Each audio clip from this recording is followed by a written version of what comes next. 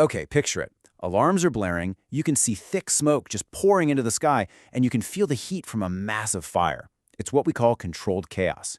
We always see the firefighters charging straight into that danger, but what we don't see are all the systems, all the people, working behind the scenes for one single purpose, making sure those firefighters get to go home.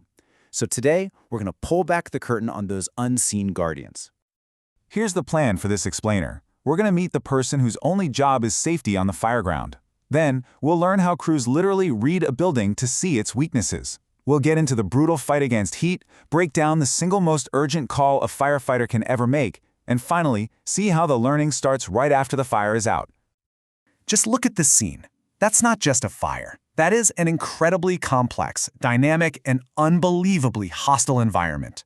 I mean, every single second brings a new risk. The building could collapse, the fire could flash over. And while the crews on the ground are totally focused on putting out the flames and saving anyone inside. It really makes you wonder, right? While they're looking out for all of us, who has the job of only looking out for them? Who is watching their backs? Well, that brings us to our first guardian of the fireground. And this isn't just a nice idea.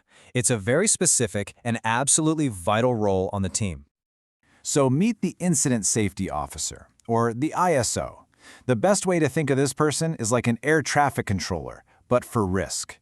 You see, the incident commander is focused on the big picture strategy of fighting the fire. But the ISO has one job and one job only: to constantly scan the scene, identify any and all threats, and do whatever it takes to keep firefighters from getting hurt. They are the dedicated set of eyes for safety. So how do you get an ISO to a fire? Well, there are basically two ways departments do it, and each has its trade-offs. You can have a dedicated, super specialized safety officer who gets called out to big incidents. The pro? They are an absolute expert. The con? It might take them a while to get there.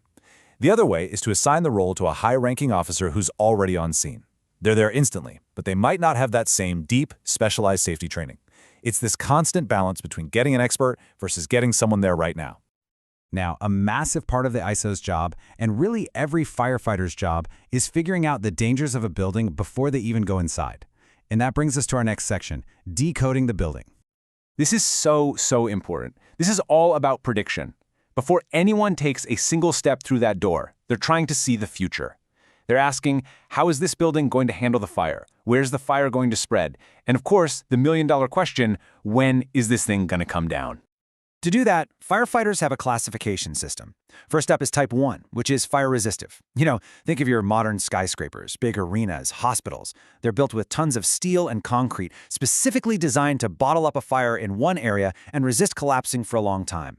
It offers the best structural protection you can get.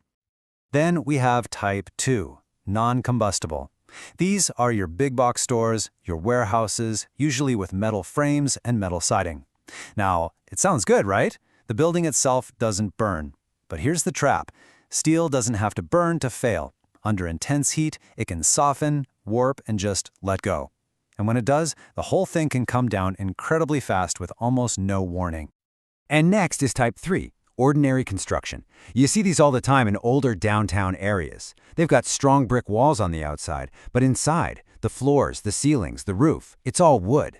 The big danger here is that fire can sneak into all those hidden spaces between the walls and floors and just chew away at the wooden structure from the inside, fatally weakening the building while the crews outside have no idea. But hey, the building isn't the only thing trying to get you. Take a look at this. The truck fire is obviously bad, but the real invisible killer here, it's hanging right over the whole scene, high voltage power lines. And when you're dealing with electricity, there is a very strict, non-negotiable protocol. Step 1, get the power company on the phone, immediately. And this is huge. You never, ever spray water on it until you have 100% confirmation the power is off. Water and electricity are a deadly mix. You set up a big safety zone, and you never touch any wires. And that last one, if you have to escape an area where the ground is electrified, you jump with your feet together to avoid letting the current travel up one leg and down the other. Every single step is a lifesaver. So we've talked about the building and the utilities. But there's another battle going on, a much more personal one, and that's the invisible enemy raging inside a firefighter's own body: the heat. This right here is the heat index chart, and it is a super important tool for the ISO. It shows how temperature combined with humidity creates a feels-like temperature. So a 90-degree day that's really humid can feel like it's well over 100. Now imagine putting on 50 pounds of heavy insulated gear and doing intense physical work in that. The stress on your body just goes through the roof. And that stress can lead to a really dangerous progression of injuries. It starts with heat cramps, painful muscle spasms. That's your body's first warning light. If you ignore it, you move into heat exhaustion. You get dizzy, nauseous, your skin gets cool and clammy. Your body is actually going into shock. And the final stage, which is life-threatening, is heat stroke. That's when your body's cooling system just completely shuts down. It's a full-blown medical emergency. So what happens when one of these threats, a collapse, getting lost, an injury, becomes a reality? Well, that leads us to the most feared, but also the most critical call you can ever hear in the fire service. We're stuck. When those words come over the radio, it signals the start of a firefighter's absolute worst nightmare. A moment where they know they are trapped, lost, or hurt, and they need help. Right now. The official term for this is a Mayday. And let me tell you, hearing Mayday over the radio changes absolutely everything in an instant. The entire focus of the incident shifts. The number one priority on that fireground is no longer the fire, it's rescuing that firefighter. And what's crucial is that the response isn't panic. It is pure protocol. It's drilled over and over. First, you confirm the Mayday and clear the radio channel so only the trapped firefighter can talk. Then, you try to figure out their location while giving them advice on how to save themselves. A special team, the Rapid Intervention Team, or RIT, is sent in immediately. The command structure actually expands to handle the rescue, and more help is called in. It's a completely structured, disciplined plan to manage total chaos. Okay, so the rescue's made, the fire's out, everyone's safe. You might think the job is done, but in a lot of ways, the most important part is actually just about to begin. This is a post-incident analysis, or a PIA.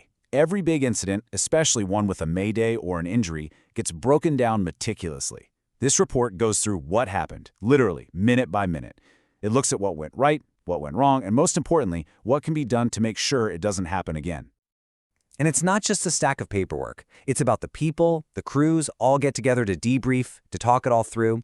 This is how lessons are actually learned and passed around the department. The whole idea is to take the hard-won experience from one incredibly dangerous event and use it to make everybody safer tomorrow. You're always learning, always trying to protect the future. So the next time you see a fire engine screaming past you, sirens wailing, maybe you'll see it a little differently. You'll know it's not just about hoses and ladders. It's about this deep, complex, and mostly invisible system of prediction, protection, and learning, all designed for one thing: to guard the guardians.